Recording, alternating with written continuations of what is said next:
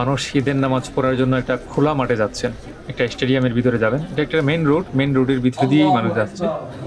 এই যে শ্যুটটা নিচ্ছি এটা হচ্ছে আমার বাসার থেকে একটা ড্রোন দিয়ে এই শ্যুটটা নিতেছি। এর আগে কিন্তু আমি ঈদের নামাজ পড়ে আসছি আমাদের বাংলাদেশে একটি সোসাইটির মসজিদে।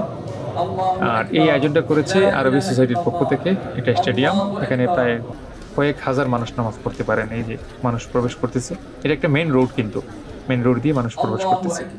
এই যে দেখেন মানুষ ঢুকতেছি, আর ইমাম সাহেব কিন্তু আল্লাহু আকবার বলতেছেন। যখন কমপ্লিট হয়ে যাবে তখন কিন্তু নামাজ শুরু হয়ে যাবে। এটা কিন্তু দুইটা জামাত হয়। এখন বুঝেন কত হাজার মানুষ এখানে নামাজ পড়ে। মানুষ কি পরিমাণ মানুষ ঢুকতেছেন দেখেন।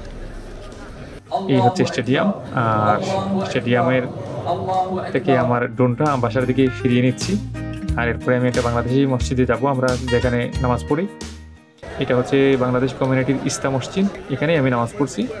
এখানে প্রায় 3000 মানুষ নামাজ পড়তে পারেন। বেশ কয়েকটা জামাত হয়েছে যে মানুষ প্রবেশ করলো। এটা হচ্ছে মসজিদের ভিতরের অংশ।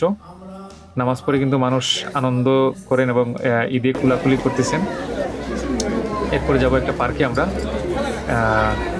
এই যে পার্কটা দেখতে পাচ্ছেন, এখানে হচ্ছে ঈদের নামাজের পরে পরে সকল বাংলাদেশিরা একত্রিত হয়ে এখানে আড্ডা দেন।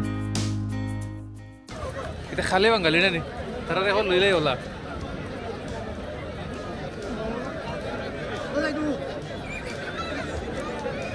সব বাঙালি। এটাও একটা ড্রোনের শট। এটা অনেক দূরের থেকে এটা লুকিয়ে নেওয়া হয়েছে, কারণ পুলিশি বাধা নিষেধাজ্ঞা আছে। এরপরে উড়ানো যায় না, মানে সাথে সাথেই নোটিফিকেশন চলে আসে, এরপরে পুলিশ চলে আসে। কি পরিমাণ মানুষ জড়ো হয়েছেন। খুব অল্প সময় শ্যুটটা নিয়েছি আমরা। আমার সাথে আমার একটা কলিগা ছিল।